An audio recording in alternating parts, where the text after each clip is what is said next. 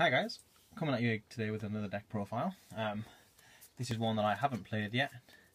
I haven't actually played any in real life games or even online games, so I'm going to take it to town with me today to test. Got locals tomorrow. It's in the running to play this tomorrow. So yeah, straight onto the deck profile. Today's deck profile is Ritual Beasts, and yeah, just let's get on with it. So we've got 3 Elder.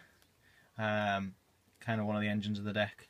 Gives you another normal summon, obviously very important since they can only be special summoned once per turn. Then 2 Wen. She's basically obviously a Wolfbark from the banished pile. She's pretty cool. 1 Lara. She is Wolfbark. Just one of that one. You know, you never really want any guys in your grave, but yeah, it sometimes happens. And 1 Zephyrin Pelika, just because it's another name. It's exactly the same as Lara, and before this card came out, 2 Laras would have been sort of played, I think, but it's another name, so if you can get it banished or in your graveyard ready to special summon, obviously just gives you another special summon, so you can only special summon them once per turn. We've got 3 Hawk. This is obviously onto the Spiritual Beasts. He is Gold Sark for the deck. He is pretty good. 3 Rampengu. 3 of this now, because of Ulti-Gaia Pelio, allows you to send a Psychic to the graveyard, so you can obviously use this. It's so good in conjunction with something like Macro or D-Fisher as well, just to give you sort of an extra card banished, so you can special summon it with the ultis. 2 Apelio. He's pretty cool. The deck, you don't need more than 2 because the deck's so good at getting him banished or in the grave. And 1 Petalfin. It's again another name, so you can obviously special summon as many as possible per turn. And yeah, so that's pretty much the reason why, again, you can easily get him in the banished or graveyard. Onto some hand traps. Play 2 Maxi and 2 Veil. This is kind of just a meta call. I think if I was going to bigger tournaments, I may play 3 of one and 1 of the other, or the other way around, or 3 and 2 and cut another card that's later on in the deck. There's no Ghost Ogres because I don't want to pay for them. I mean, I might trade for them if someone's got them, but my local scene's so small that I think there's probably only going to be one person with them, and I know for a fact that they're only going to sell them if they get rid of them. So yeah, onto the spell cards. Because there's no Ghost Ogres, just playing 2 Teleports. This is a card I do have 3 of, but I was sort of testing 3 when I was drawing test hands, but there's another card later on that I've replaced it with just to sort of give me a better matchup against certain decks. They say, especially in my locals where there's not many better decks. I think there's probably going to be like 2 Klee players and 1 Necros player, so you kind of need to play 2 MSTs in the main deck. Obviously this helps against Qliphort, don't get me wrong, but I say it's not going to be main Necros, so there's going to be quite a few back row heavy decks and or Floodgate decks, which sucks. Obviously I haven't built a side deck for this yet. I will get onto that tonight probably. I'm going to have some super secret tech cards in there just in case anybody sees this from my locals. On some one-offs, play a Book of Moon, helps with the Jinlock and any other big boss monster that we can't get over that can be expected by spell and traps.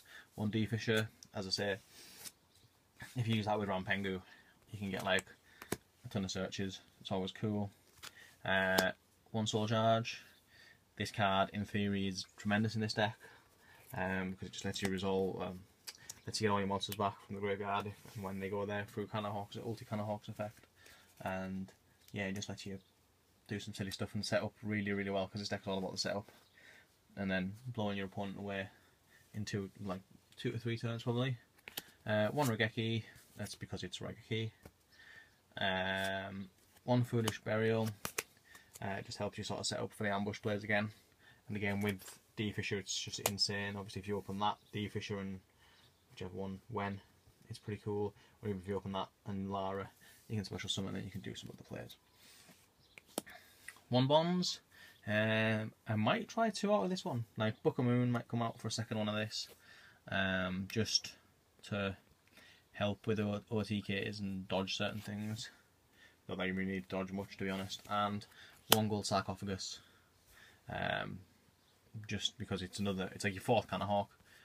Obviously, if you can banish a guy, then it's so easy to special summon them back. It's unreal. So that's it for the spells. Onto some traps. We've got 3 Ritual Beast Steeds, for obvious reasons. It's searchable, it blows up monsters. You know, you can play as many as you want. It destroys up to the amount of monsters that you control. So that's pretty cool. Got 3 Ritual Beast Ambush. It's got MZ Call on crack for Ritual Beasts, and you can special summon a Tamer and a Spiritual Beast from your graveyard and or banish zone, so that's pretty cool. And you've got 3 1-ofs. Got Torrential Tribute, just because you can dodge it. Solemn Warning, just because it's Solemn Warning. And the last card, which is another card that might come out or might get played something differently, is Ring of Destruction.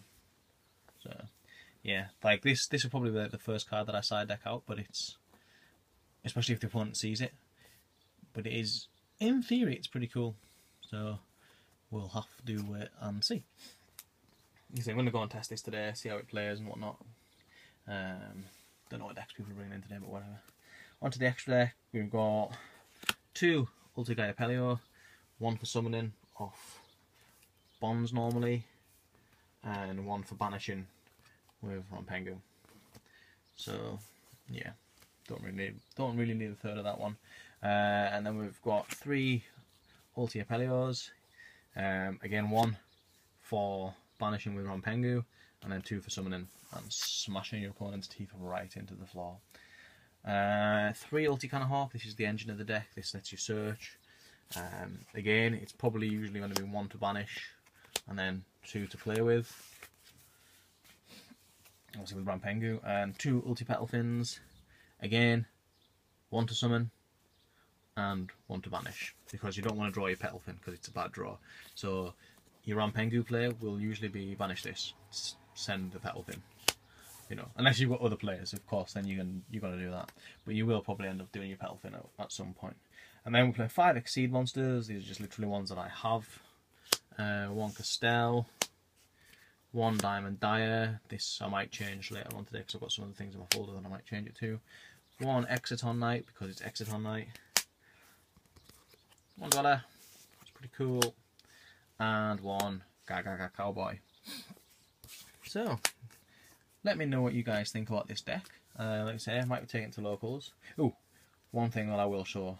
I mean, you probably already know this combo, but I say combo, it's not really a combo. So say you have this and this set.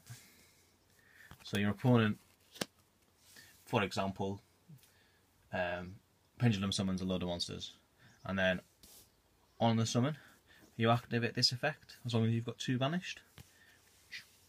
Send it to the graveyard as a cost. In response, chain TT, destroy all their monsters, and then obviously chain resolve, so you destroy the one opponent's monsters, and then special summon your 2 guys back in defense mode. And then hopefully, you know, you'd have a Steed set just in case they got a follow-up player. Steeds, boom, wreck face. So yeah, let me know what you guys think. Any changes? Obviously, I'm not going to go out my way to get Ghost Ogres. If they fall into my lap, they fall into my lap, and I will play them. But other than that, yeah, let me know what you think. Thanks very much for watching, guys, and we'll see you next time with some more deck profiles.